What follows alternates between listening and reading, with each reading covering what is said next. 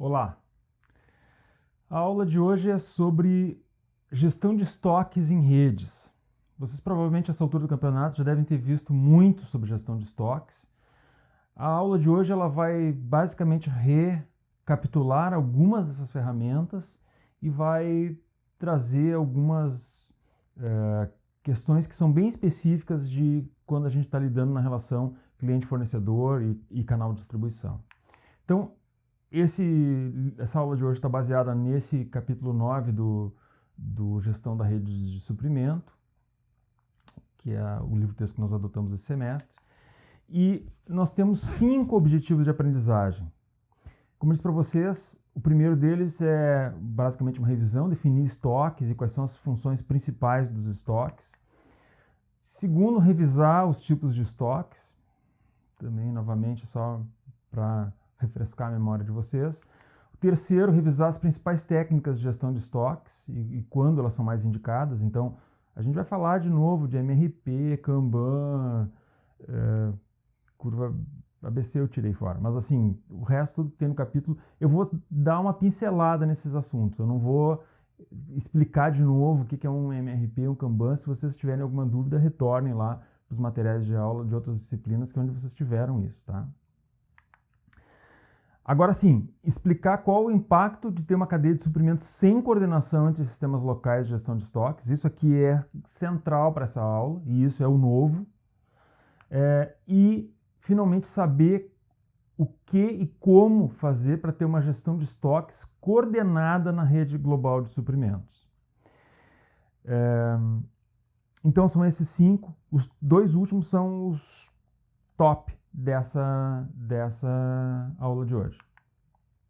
Então, a gente começa analisando o caso da GM Alto Giro. A GM, como toda empresa automotiva, ela trabalha com 2 grandes mercados.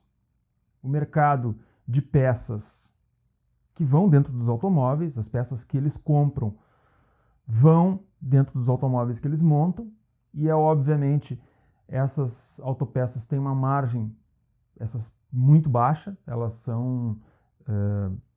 têm uma margem muito pequena comparativamente ao segundo mercado que eles atuam, que é o mercado de reposição. O mercado de reposição é aquele que acontece quando eu tenho um problema no meu carro ou uma revisão periódica em que eu tenho que trocar uma peça. Sei lá, amortecedores a tantos mil quilômetros, vou lá, troco a peça. É uma peça fornecida pode ser fornecida por um terceiro, mas pode ser fornecida pela concessionária. Eu vou na concessionária e quero, olha, seu Yuri, chegou lá nos tantos mil quilômetros, tem que fazer a revisão e tal. Então, como é que funciona isso? Como é que isso funcionava na GM até uns anos atrás? Tá? Eles têm, vejam, os fornecedores de segunda camada, que são aqueles fornecedores que entregam componentes menores, né, para os fornecedores de primeira camada, que fazem, então, estão falando só de peças para reposição, tá? E aí esses fornecedores de primeira camada entregam no centro de distribuição as peças para a General Motors Brasil, tá bem? Esses centros de distribuição entregam para diversas concessionárias ao redor do país. A GM é provavelmente uma das empresas, se não me engano, a que tem maior número de concessionárias, ou é entre as 3 maiores redes de concessionárias no país. Então, assim, eles têm uma grande rede de concessionárias, são operados por empresários independentes. Algumas delas têm redes, né? Tem 3, 4, sei lá, concessionárias geridas por um empresário, mas em geral são empresas que não são a GM. Né? São outras empresas que têm lá aquele enorme logo da GM na frente, mas não tem nada a ver com eles. Por sua vez, atendem lá os milhões de clientes finais e também frotistas, enfim, da empresa. Tá bom? Qual é que era o problema que eles tinham até um certo período no tempo? Eles exigiam, o centro de distribuição exigia metas de compras de peças de reposição. Né? Então, a concessionária tinha que ter, e eu uma vez prestei consultoria para uma concessionária, era assim mesmo, quer dizer, até era uma concessionária da GM também. E eles tinham meta de compra de peça. E pensa um estoque de peça parado lá. A peça demorava, em média, 6 meses para ser usada versus 2 meses da concorrência. Quando a gente fala média, lembrem, né, que a gente falou sobre média, né? Média significa que quando a gente pega, metade dos valores está abaixo da média e metade dos valores está acima. Quer dizer que tem peça que fica lá parado tomando pó há muito tempo. Nível de serviço de 70% versus 95% da melhor empresa do mercado. Vamos relembrar o conceito de nível de serviço. Para qualquer cliente que chegasse numa concessionária precisando de qualquer peça, um limpador de para-brisa, um farolete, qualquer coisa, vocês imaginem num carro que tem que trocar ou que tem que repor, eles tinham só 70% de acerto no estoque, ou seja, 70% de chance de alguém chegar lá e precisar de alguma coisa e encontrar alguma coisa versus o melhor da concorrência, que os melhores da concorrência que estavam com 95% de peça nas concessionárias. 30% do estoque das concessionárias eram de itens obsoletos, produtos que já tinham saído de linha ou que estavam vencidos, né? Óleo vence, enfim, lubrificantes vencem em geral e tal, né? Então, 30% dos itens ou era obsoleto por idade ou era obsoleto por, né,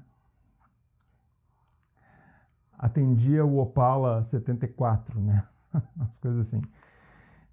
E o CD impunha lotes mínimos de compras para as concessionárias, porque, veja, sai muito caro para mandar um caminhão do CD para a concessionária. Então, o que eles faziam? Eles diziam, olha, tem que me comprar no mínimo tanto. Então, essas coisas todas se reforçavam, certo? Então, faltava coordenação, faltava alinhamento de incentivos, faltava visibilidade na cadeia toda, faltava flexibilidade, porque, né, a concessionária ficava amarrada, né? Se estima que boa parte do tempo do gestor de peças numa concessionária ficava envolvido com compras de peças. E gritando, desesperado, porque imagina, 70% do que tu tá girando na tua loja não tem, né? E tu tem um monte de coisa sobrando, que beleza, né? E faltava previsão de demanda. Lá, quando, por exemplo, pega esse cara da segunda camada aqui, ou mesmo da primeira, quando começava a ter uma venda maior de junta homocinética, que é uma peça que vai no carro. Isso está acontecendo porque está aumentando a demanda e eu devo aumentar minha produção em função disso? Ou aconteceu uma situação, né, esporádica, tem lá uma concessionária maluca lá que se resolve se estocar, eles não sabiam. Então, não tinha como saber previsão de demanda para nenhum dos elos da cadeia, né? Então, gerava uma série de problemas. Então, qual foi a solução encontrada para a GM naquele momento? Foi desenvolver um sistema que eles chamavam de alto giro. Primeiro, o estoque parou de ser da concessionária e passou a ser gerenciado e de propriedade do CD. Então, veja, qual é a diferença? Tem o VMI, né? Ou seja, vamos falar mais tarde sobre isso, mas o estoque é gerido pela concessionária e de propriedade da... Desculpa, é gerido pela... O estoque é gerido pelo CD e de propriedade do CD. Ele está lá só consignado, é um estoque consignado. Eu tenho lá uma junta homocinética para Prisma 2018 com ar. Tá lá no meu estoque porque, bom, tá lá, né? mas ele não é meu, ele é do CD. Eu só pago quando o cliente for lá e instalar junto uma cinética para o Prisma 2018 com ar. Né? Vocês imaginem a confusão que é gerenciar estoque de peça de automóvel. Isso é um pepino danado, porque tu pega lá o Prisma 2, estou chutando, tá? Mas o Prisma 2020 com ar usa uma peça diferente do Prisma 2020 sem ar, que usa uma peça diferente do Prisma 2020 1.0, que usa uma peça diferente do Prisma 2020 1.4. Quer dizer, cada motorização e cada coisa que tem no carro gera uma peça diferente, um part number diferente. Vocês imaginem a felicidade que é gerenciar esse tipo de estoque, tá? Então, o que acontece? Todo dia, as concessionárias passaram a enviar por EDI, né, Electronic Data Interchange, ou seja, troca eletrônica de dados. Eles passaram diariamente a enviar para a GM as posições de estoques deles, das peças, e o que eles tinham vendido no dia anterior. Todo dia.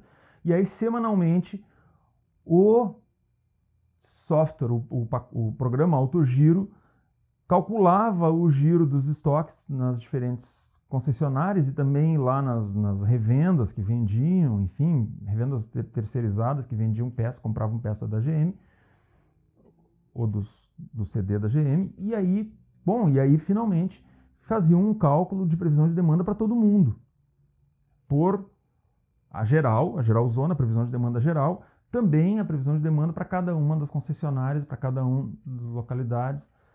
Então, facilitou muito a vida dos caras. Então, e aí despacha pedidos automáticos, liberou terrivelmente o gerente de peças das concessionáririas para fazer outras atividades, né? Não dispensou eles continuam precisando de gerente de peças, né? Não é uma coisa muito simples, não é uma coisa muito trivial de gerenciar, mas assim, pelo menos esse cara não tem que ficar o dia inteiro correndo atrás de pedido bobo, que ele sabe que vai vender toda semana, sei lá, óleo de sei lá o quê. Então, tem, né? O sistema então dispara pedidos automaticamente, não é? Ali tá para as concessionárias, eu quero dizer assim, em nome das concessionárias, né? Ele dispara pedidos para o CD para que sejam entregues nas concessionárias, né? E o CD entrega peças de reposição para as concessionárias. Bonito assim, né? Então vejam,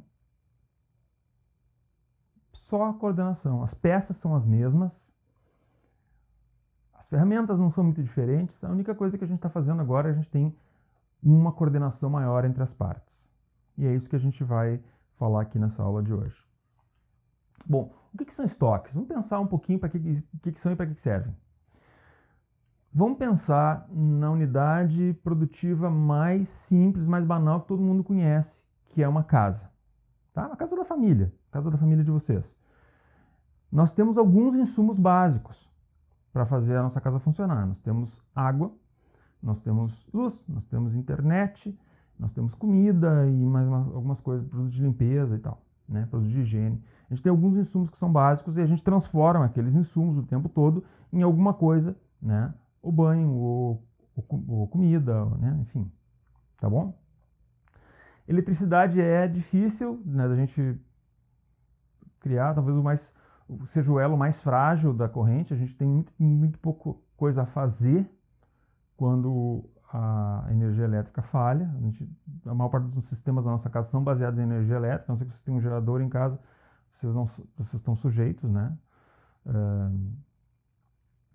A internet tem como ter não tem como ter estoque de internet, né? Não posso armazenar tudo que eu vou usar da internet naquele dia e usar depois, né? Caso falte. Mas eu tenho uma alternativa, né? Eu posso eventualmente usar a internet do celular, enfim, tem como, né? Já me aconteceu. Às vezes está no desespero e tal, rotei a internet do celular nos equipamentos, então o laptop está com a bateria ainda, né? Então, eletricidade e internet, a gente às vezes para algumas coisas já consegue dar um certo... Mas e água, hein? Como é que eu resolvo? Qual é a alternativa para a água? Né? Toalhinha higiênica, aquelas coisa para limpar bebê, tomar um banho daquilo, vai ser meio complicado, né? Escovar dente com aquilo, não dá. Então, assim, realmente a água não tem muito como substituir.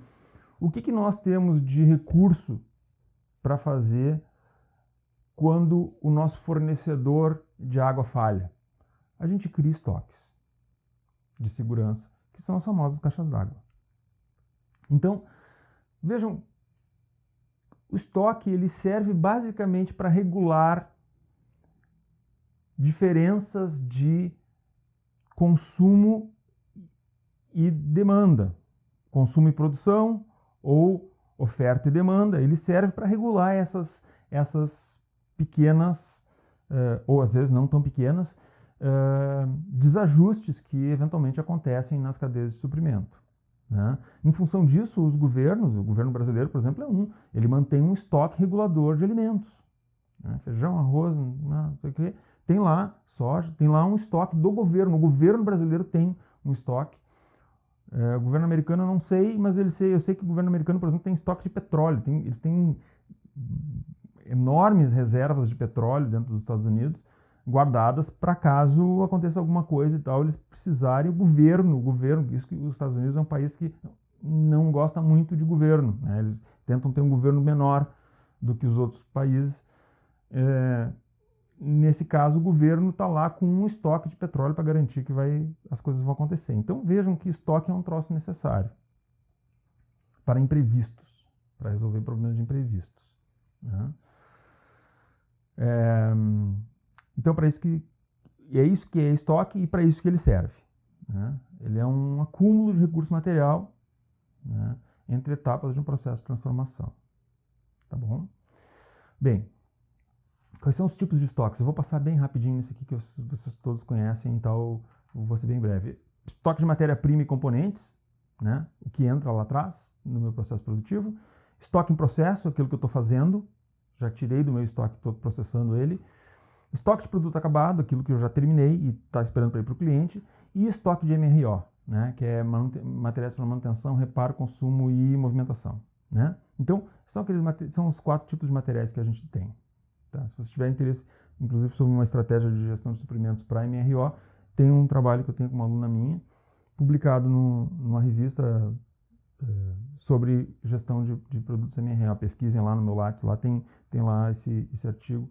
É bem interessante o trabalho que ela fez lá. Bom, outra classificação também, eu vou ser super breve, porque eu acho que é só a revisão, é a distinção entre demanda independente e demanda dependente. Demanda independente é aquela demanda futura que tem que ser prevista, não pode ser calculada. Né? Para ajudar vocês, assim, demanda independente é aquela que independe da vontade da empresa. Né? Por exemplo, eu tenho lá uma loja de autopeças e eu vendo pneus. Será que eu vou saber quando é que eu vou vender? Não depende de mim, depende do cliente entrar na loja e comprar. Né? Eu tenho uma montadora de automóveis, eu vendo carros. Quanto é que eu vou vender de carro? Não sei, depende dos meus clientes, não depende de mim. Os materiais de demanda dependente são calculados a partir da demanda independente. Né? Ele depende, para memorizar, ele depende da demanda dos independentes. Então, eu tenho uma lojinha, uma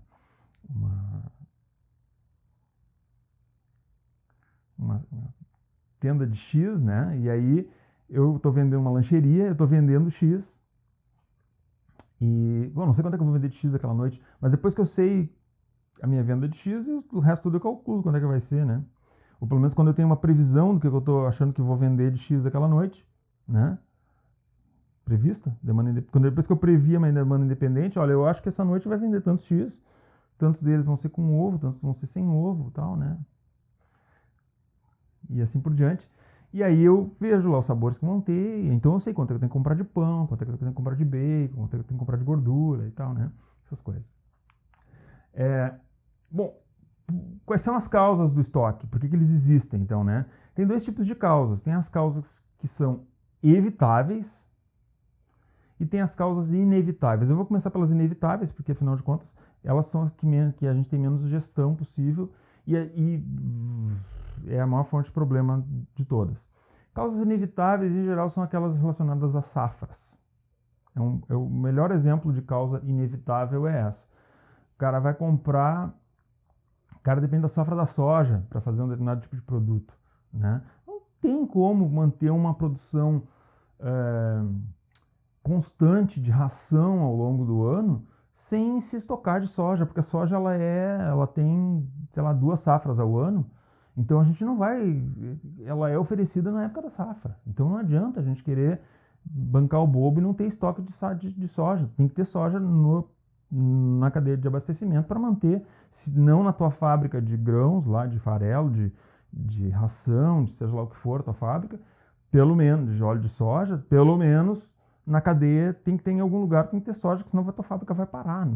Fora da safra não tem como evitar isso aí. Então, estoques têm que ser dimensionados adequadamente para as causas inevitáveis e a gente tem que ter os níveis suficientes para lidar com essas causas aí, tá? O que são causas evitáveis? São aquelas causas que a gente pode evitar. É aquilo que a gente viu ali em cima, né? Olha, pô, é só um dos erros que os caras estavam cometendo é ter meta de compras, em vez de ter meta de vendas. Eles trocaram mais adiante metas de compras por metas de vendas para as concessionárias. Só isso já mudou. Então, às vezes, só alinhar os incentivos corretamente, isso é uma causa evitável, né?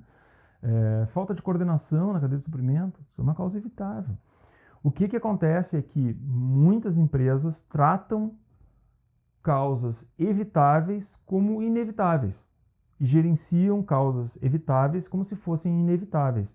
Ah, isso não dá para prever. Isso aqui não dá, isso aqui a gente já tentou conversar com os fornecedores, eles não querem saber. A verdade é a seguinte, reduz custo para todo mundo coordenação, né? Então tem que tentar evitar, dá para fazer. Tem que bater até que consegue. Bom, então, por que surgem os estoques? Então, 4 razões são as razões básicas, né?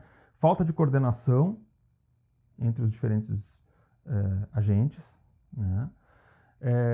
Incerteza nas previsões, né? Então, a gente tem que, se a gente não tem como prever adequadamente, a gente vai ter que ter mais estoque.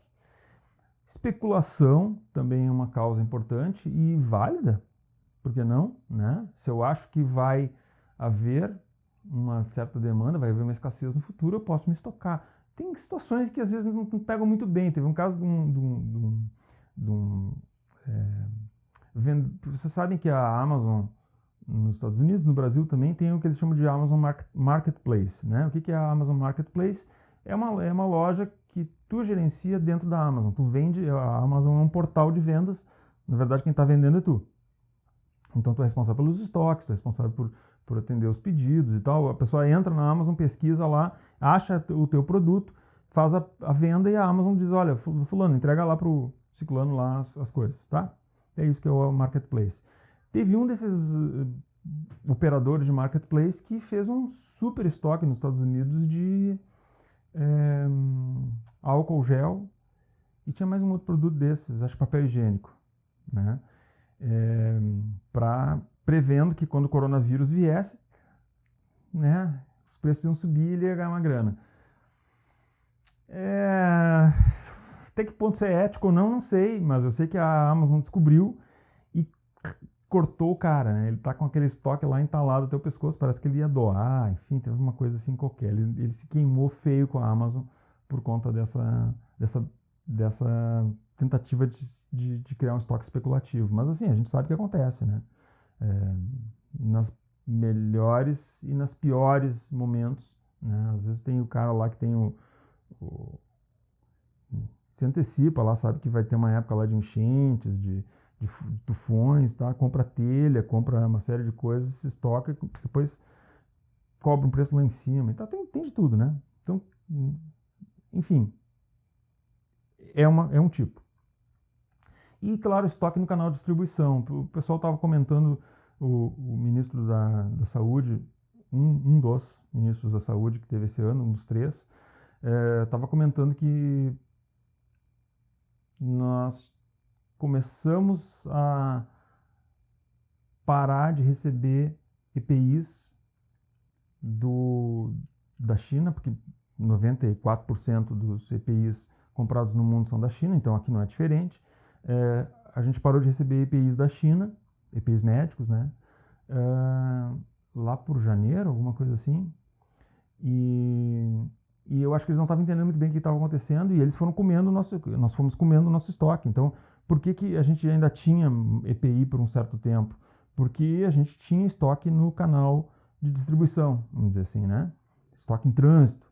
Vários alunos me comentaram durante o período da pandemia que tiveram problemas de parada de fábrica porque a China fechou lá atrás o envio de materiais. Wuhan, que foi o epicentro, o nascedouro desse problema e foi a cidade que foi mais afetada na China, ela é uma cidade industrial, um polo industrial importante, então vários embarques foram parados, várias fábricas foram fechadas, mas o que eles tinham de material estava ainda vindo pelo navio. Então, quando chegou aqui, foi o último, abriu um buraco mais adiante. A gente teve um tempo lá no estoque de distribuição. A gente tem estoques no canal de distribuição, né? Óbvio, se a gente pegar, por exemplo, todos esses fabricantes de calçados, né?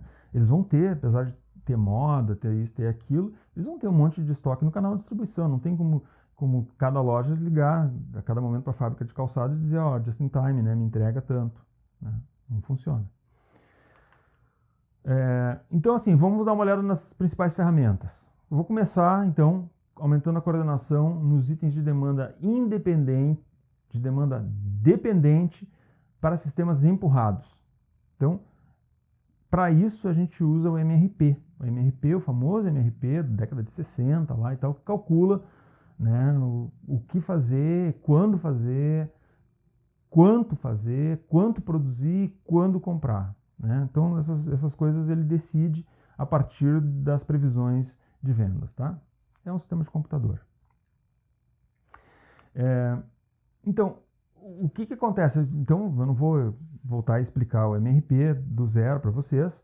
Eu vou explicar aqui como usar o MRP para coordenar os estoques na rede de suprimentos. Então, vamos olhar uma situação sem coordenação.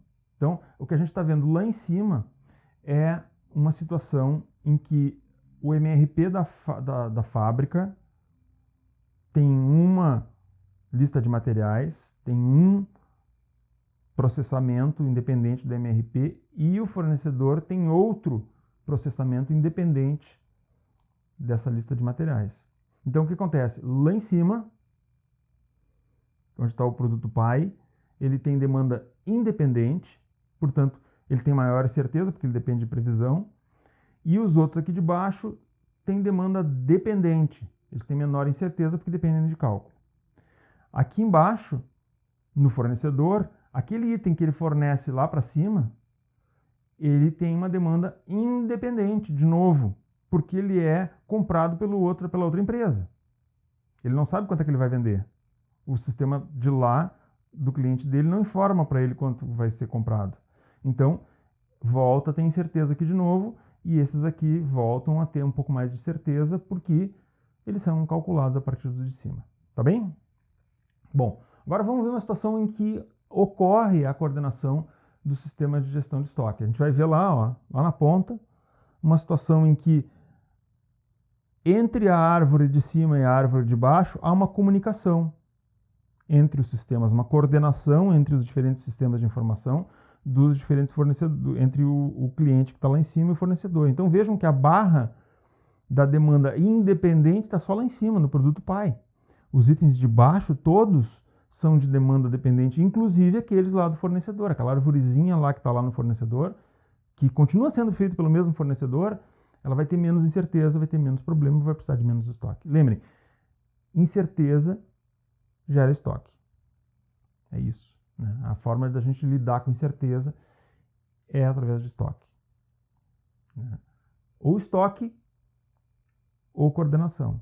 As duas maneiras que a gente tem para lidar, né, com a incerteza, né, através de estoques ou através de informação. A informação reduz a incerteza, o estoque reduz a incerteza. Só que o estoque custa caro, a informação também custa.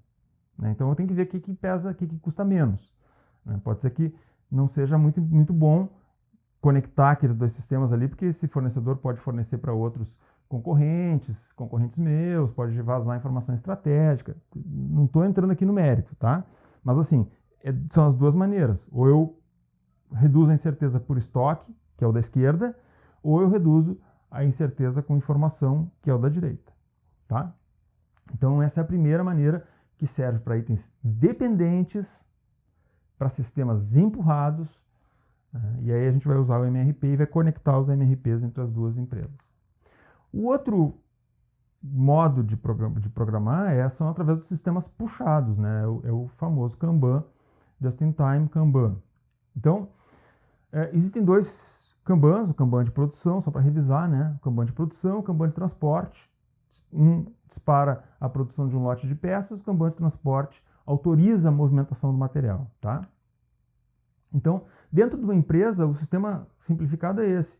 Eu tenho uma entrada de matéria-prima, processa e sai. E a saída só é autorizada pelo Kanban de produção.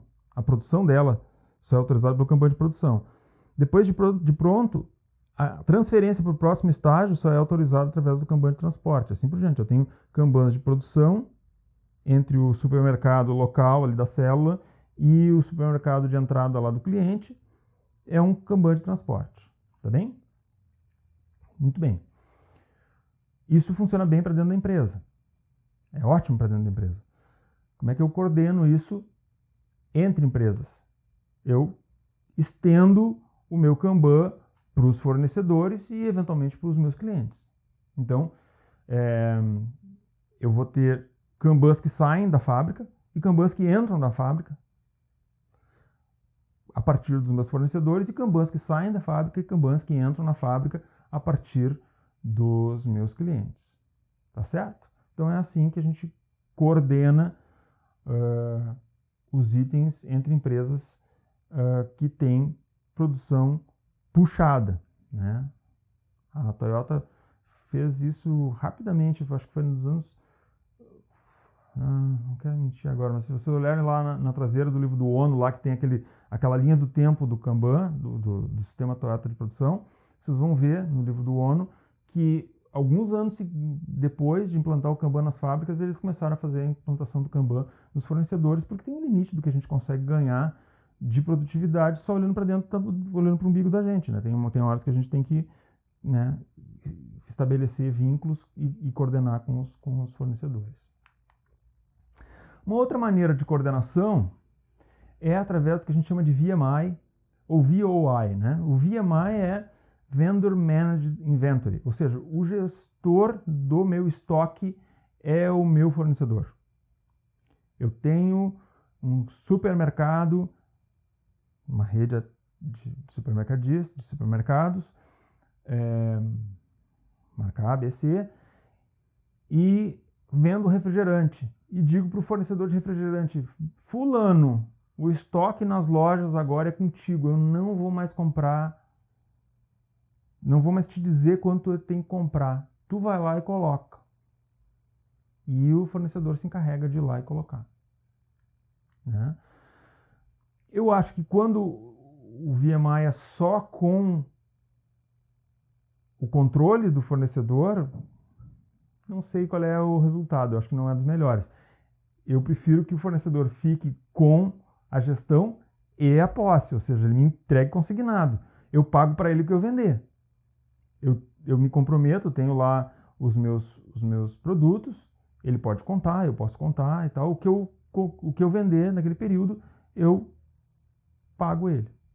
Isso evita que ele atole meu estoque de coisa para vender, né, e tire espaço dos outros fornecedores. E, bom, faz com que a empresa funcione melhor. E me livra do problema, né? Certo? Transfere e gera um sistema de incentivos que talvez funcione melhor do que eu ficar comprando e ficar com ele no estoque e tal. Então tem empresas, eu não sei se ainda faz isso, mas há uma época atrás eu procurei agora me atualizar para ver se ainda fazia. A Ferramentas Gerais, por exemplo, tinha isso de MRO. Ela deixava uma área dentro da empresa que era, o MRO era de propriedade da Ferramentas Gerais, e os camaradas iam lá, os operadores, não sei como é que é o protocolo para retirada, né? Como é que é o controle, e lá iam lá e retiravam. Eu preciso de um macho, eu preciso de um inserto, eu preciso de uma broca, eu preciso, sabe? Vai lá e retira uma lixa, sei lá, retira de lá, e aí eles contam o que tem e as diferenças são cobradas do cliente, né? Muito melhor do que ficar a semana toda pedindo coisinha para Ferramentas Gerais, né? Bom, agora, coordenação com itens de demanda independente. Nós temos duas maneiras, né? Uma delas é através do ponto de reposição com lote econômico. Então, eu tenho um período entre pedidos variável e a quantidade pedida é fixa. Ou seja, eu digo o seguinte, olha, quando chegar num certo ponto, eu reponho do meu item, né? Eu vou consumindo ele, e aí quando chegar nesse ponto eu compro uma certa quantidade. E essa quantidade certamente será o meu lote econômico de compras, né? Eu não vou comprar alguma coisa fora do meu lote econômico de compras. E aí eu vou calcular isso daqui para os itens que eu vou fazer isso. Isso já é feito há muitos milhares de anos dentro das empresas, que é a maneira mais simples e rápida de fazer. A ideia aqui é estender esse ponto de reposição para os fornecedores, né? Então os fornecedores têm essa habilidade de ver o meu estoque e detectar meu ponto de reposição, e eles mesmos podem repor, né, através de uma política que a gente negociou, né, através de contratos. Enfim, isso não é assim também, né? Já lá entrega e pronto. Depois cobra. Não é assim que funciona. Uma outra metodologia é através de revisão periódica. Aí os períodos de revisão são fixos. De tempos em tempos eu vou lá e vejo quanto é que está o estoque, e dependendo do que foi consumido, eu vou lá e faço uma outra compra, né? Demora um tempo para entregar, tem um lead time e tal, mas essa é a maneira de fazer, a outra forma de fazer essa revisão. Também um método amplamente utilizado internamente nas empresas, né? A diferença é que agora a gente abre essa caixa preta da minha posição de estoque para o meu fornecedor, e ele faz, então ele mesmo dispara o processo de ressuprimento. Uhum. Para a gente concluir a aula de hoje, vamos falar de uma última ferramenta que é extremamente importante, que é o DRP, Distribution Resource Planning, planejamento de recursos de distribuição. Qual é que é a ideia do DRP? O DRP ele é igual ao MRP, só que é voltado para centros de distribuição. Então vocês vejam o seguinte, temos ali uma série de componentes que entram na fábrica de São Paulo, são calculados pelo MRP, eles atendem a um determinado MPS, e esse MPS, por sua vez, fala com o DRP dos diferentes centros de distribuição, dos diferentes armazéns, que eu tenho, um em Uberlândia e outro em Porto Alegre. Então a fábrica de São Paulo projeta as compras baseado nos estoques dos diferentes centros de distribuição. Então, como é que é isso? O DRP ele calcula para cada centro de distribuição as previsões de vendas para as outras áreas, vê quanto é que tem de estoque em trânsito, quanto é que tem de estoque projetado, quanto é que tem de recebimento, liberação, enfim, calcula esse tipo de coisa, muito parecido com a lógica do MPS, e a partir dessa lógica aí, ele alimenta, ele joga informação para dentro do MPS da fábrica, e ela faz então a produção, e aí desdobra o MPS no MRP, e assim por diante é feito o planejamento da produção. Então, como é que funciona antes e depois da implementação do DRP? Vocês vejam ali, nós temos 4 estágios, né? Fábrica, centro de distribuição, atacado, varejo e consumidores, tá? Então, a quantidade de estoques antes do DRP, elas são muito desbalanceadas. Eu tenho que ter necessidades muito diferentes, e geralmente, quanto mais para trás, mais alta é essa flutuação, mais alta é a quantidade de estoque que eu tenho que ter parado. Quando eu acerto o fluxo com DRP, eu balanceio os estoques ao longo de toda a cadeia, reduzo, portanto, a necessidade de estoque na cadeia como um todo e reduz meus custos, né, que é o que todo mundo quer. Tá bem? Então, espero que essa aula tenha sido de valia para vocês. Nos vemos na nossa videoconferência de segunda-feira. Um forte abraço.